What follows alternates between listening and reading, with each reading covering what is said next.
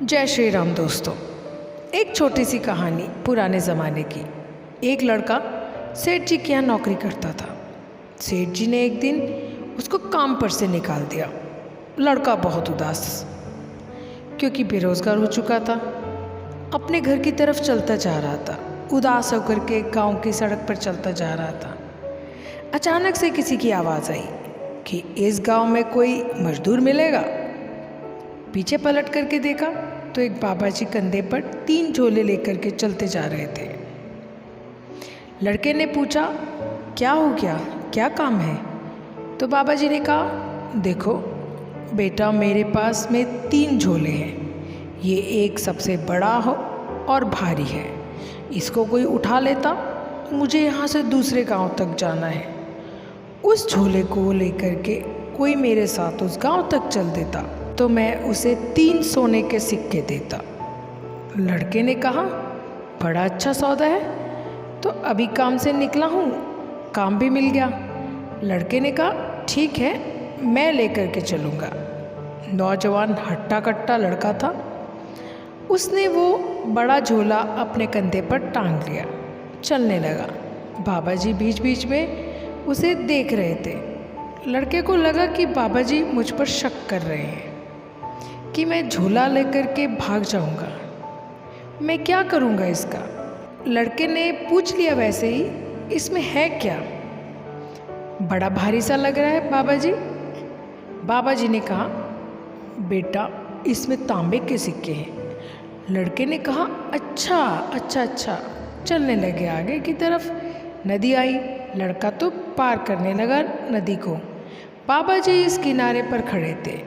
तो वो जो लड़का था उसने पूछा, क्या हो गया, आप आ क्यों नहीं रहे?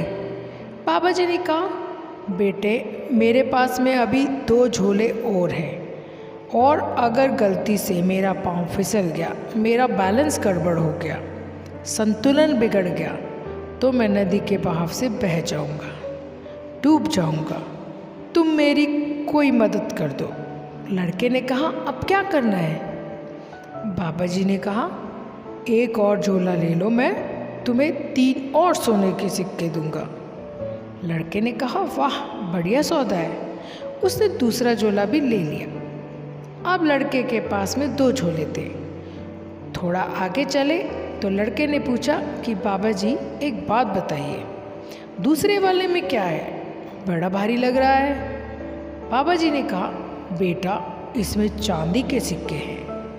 लड़के ने कहा, अच्छा अच्छा।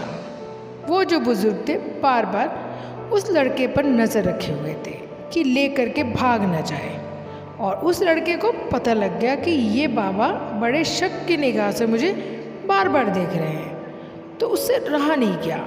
आखिरकार वो पलटा बाबा की तरफ और कहने लगा, आप मेरी बात सुनिए, आप मुझे चोर समझ रहे हैं? आपको क्या लग रहा है मैं झोला लेकर के भाग जाऊंगा? मैं कहीं नहीं जाऊंगा। मैंने जीवन में ईमानदारी निभाई है। पूरे जीवन में आज मुझे नौकरी से निकाल दिया गया। सेठ जी ने मुझे अपने यहाँ से काम पर से निकाल दिया, क्योंकि सेठ जी मुझे कह रहे थे हेर फेर कर दो, करने के लिए कह रहे थे, घोटाला करने के लिए कह रहे थे, पैसों में हेर फेर करने के लिए कह रहे थे। मैं ऐसा काम नहीं कर सकता। मैं ईमानदार रहना चाहता हूँ, इसलिए मुझे काम पर से निकाल दिया। मैं तो अभी अभी ईमानदारी के चक्कर में नौकरी खो करके आ रहा हूँ, और आपको क्या लगता है मैं आपके झोले लेकर भाग जाऊँगा? वो बुजुर्ग हंसने लगा। अरे नहीं नहीं, ऐसी बात नहीं है। चलते रहे। आखिरकार वो जगह आ गई जहाँ से वो गांव बहुत पास था। एक पहाड़ था, उसको पार करना था। पहाड़ की उस तरफ तलहटी में वो गांव था।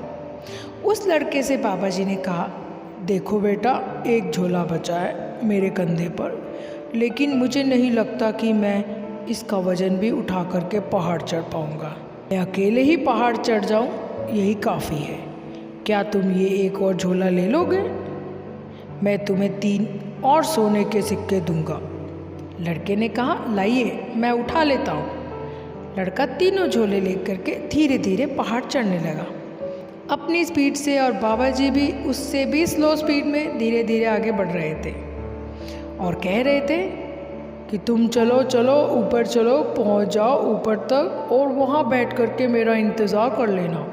मैं आ ही रहा हूँ अपनी स्पीड से, तुम अपनी स्पीड से चलो। लड़के ने कहा ठीक है। उसने थोड़ी और स्पीड बढ़ा ली और जब वो आधा पहाड़ चढ़ चुका था तो उसके दिमाग में बुरा विचार आया। उसे लगा कि ये बाबा, बुजुर्ग बाबा, ये मेरा क्या कर लेगा अगर मैं 3 झोले लेकर के भाग जाऊँ। इसमें से एक में है तांबे के सिक्के, दूसरे में चांदी के और तीसरे में बताया नहीं लेकिन सोने के ही होंगे क्योंकि छोटी सी पोटली है। तो अगर मैं तीनों सिक्कों के झोले को लेकर के भाग जाऊं तो ये क्या कर लेगा मेरा, ये मुझे पकड़ भी नहीं पाएंगे, इनको पता भी नहीं चलेगा कहाँ चला गया मैं। ये विचार लगातार चलने लगा उस लड़के के दिमाग में, बुरा विचार, और लड़के से रहा नहीं गया। वो दौड़ने लगा। दौड़ते दौड़ते इतना दौड़ा कि सीधा जा कर के अपने घर पर रुका। तीनों झोले जा कर के उसने रखे और उसको उम्मीद थी कि सबसे छोटा वाला झोला है उसमें तो सोने के सिक्के ही निकलेंगे। उसने सबसे पहले बड़ा वाला झोला खोला, उसमें पत्थर ही पत्थर भरे हुए थे। फिर दूसरा वाला खोला, उसमें भी पत्थर ही पत्थर थे। तीसरे वाले में भी पत्थर ही पत्थर थे। बस क्वांटिटी एक में सबसे ज़्यादा थी, फिर उससे कम और तीसरे में सबसे कम। लड़के का दिमाग खराब हो गया कि बाबा क्यों झूठ बोल रहा था, क्या नाटक कर रहा था, अपनी कहानी बना रहा था। सबसे छोटा जो झूला था उसमें जब पत्थर हटाए तो एक पर्ची मिली, कागज़ मिला जिस पर लिखा था कि बेटा, मैं इस राज्य का राजा हूँ। मैं अपने लिए राजकुमार को तलाश कर रहा था। मेरी कोई संतान नहीं है। मैं राज्य का अगला राजा ढूंढ रहा हूँ जिसे मैं अपना उत्तराधिकारी घोषित कर सकूं, और ईमानदार व्यक्ति ढूंढ रहा हूँ। अगर तुमने आज ये तीनों झोले नहीं चुराए होते, तुम इनको लेकर के नहीं भागे होते, तो शायद आज ही तुम इस राज्य के राजा बन जाते। लेकिन तुमने मुझे धोखा दे दिया। लड़का फूट फूट के रोने लगा कि पूरे जीवन ईमानदारी करी और एक स्टेप जो था वो गलत रख दिया, सब बिगड़ गया। हम में से बहुत सारे लोग जीवन भर अच्छी क्वालिटीज़ के साथ आगे चलते हैं, अच्छे कदम रखते हुए चलते हैं, लेकिन एक कदम एक बार अगर आपने बुराई का जो बढ़ा दिया तो उस जाल में अगर आप फंस गए तो बाहर नहीं निकल पाएंगे। सब बना बनाया खेल बिगड़ जाएगा। कई बार बुराई आप पर अटैक करती है।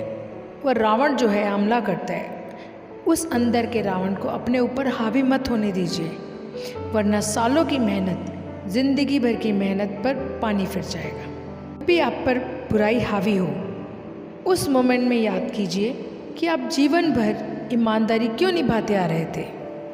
वो कहते हैं ना, अभिमान कहता है कि मुझे किसी की ज़रूरत नहीं है, और अनुभव कहता है कि समय आने पर मिट्टी की भी ज़रूरत पड़ेगी।